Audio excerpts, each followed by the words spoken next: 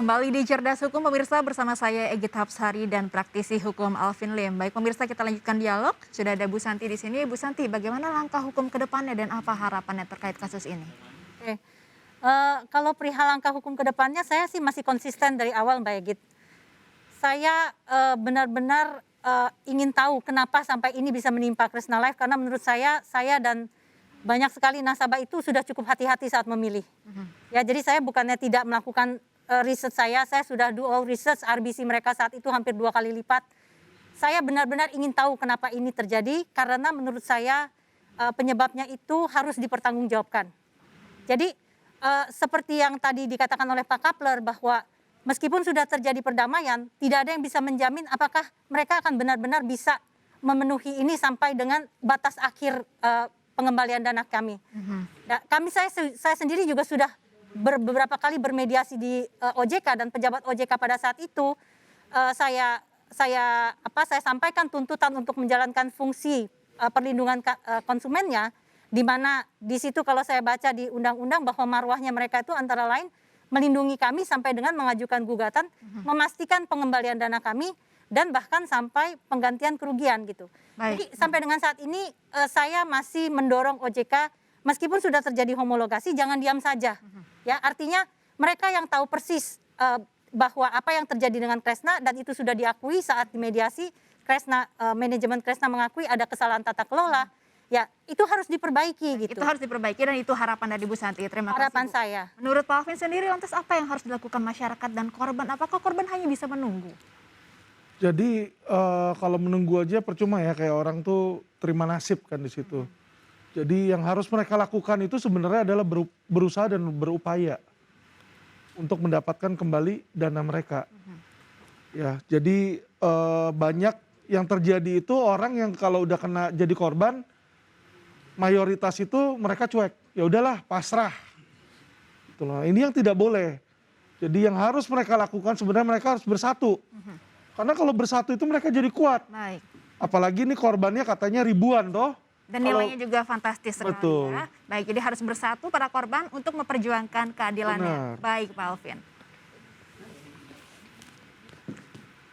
Baik pemirsa, saat ini berbagai jenis asuransi ditawarkan kepada masyarakat. Jangan sampai Anda salah memilih produk asuransi sehingga akhirnya merugi. Lalu bagaimana cara memilih produk asuransi yang tepat? Berikut tipsnya. Pertama, cari tahu rekam jejak perusahaan asuransi yang Anda pilih.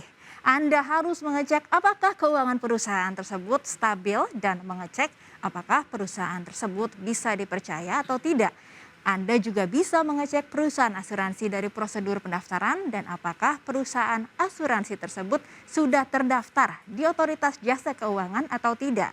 Yang kedua, cari tahu produk asuransi yang tepat. Ada banyak sekali perusahaan asuransi yang menawarkan produk asuransi yang beragam. Begitu juga dengan kelebihan dan kekurangannya.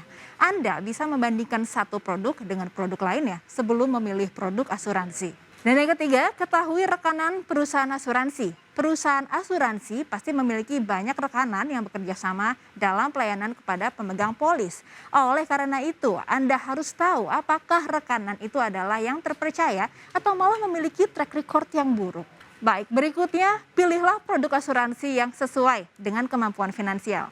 Anda bisa membuat alokasi anggaran premi asuransi sesuai dengan kemampuan finansial. Jangan sampai premi asuransi mengganggu keuangan Anda. Lalu jangan membayar uang muka. Ada banyak agen-agen nakal dari perusahaan asuransi yang meminta uang muka terlebih dahulu untuk pembelian polis. Pastikan bahwa Anda hanya akan membayar jika telah memahami pelayanan, perlindungan, dan manfaat dari produk asuransi ini.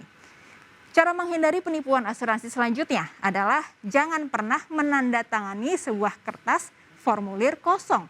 Karena bisa jadi isi formulirnya direkayasa oleh agen nakal perusahaan asuransi. Ya pemirsa, tidak terasa sudah 1 jam diskusi kita malam hari ini. Sebelum saya akhiri, saya persilakan Bapak Alvin Lim untuk memberikan closing statement. Silakan Pak Alvin. Ya terima kasih Mbak Egit. Jadi kalau saya lihat dari kisruh yang terjadi di perusahaan asuransi di sini ya, di Indonesia ini adalah kurangnya perhatian dari pemerintah, baik itu pengawas maupun badan eksekutif. Jadi saya menghimbau agar pengawas ini mau memiliki yang tadi dikatakan oleh Pak Kepler, yaitu atmos of good faith atau itikat yang sangat baik. Jadi jika pemerintah sudah melihat ada banyak korban ya, apalagi masyarakat ribuan, tolonglah dibantu mereka karena di bawah kekuasaan eksekutif inilah OJK, kepolisian berada. Itu Baik, aja, terima kasih Pak Alvin Lim atas closing statement-nya. Baik pemirsa, demikian diskusi kita malam hari ini. Saya Egit Hafsari dan Alvin Lim undur diri. Cerdas Hukum, talk show hukum kekinian, mencerdaskan dan solutif. Tetap patuhi protokol kesehatan dimanapun Anda berada. Salam sehat dan sampai jumpa.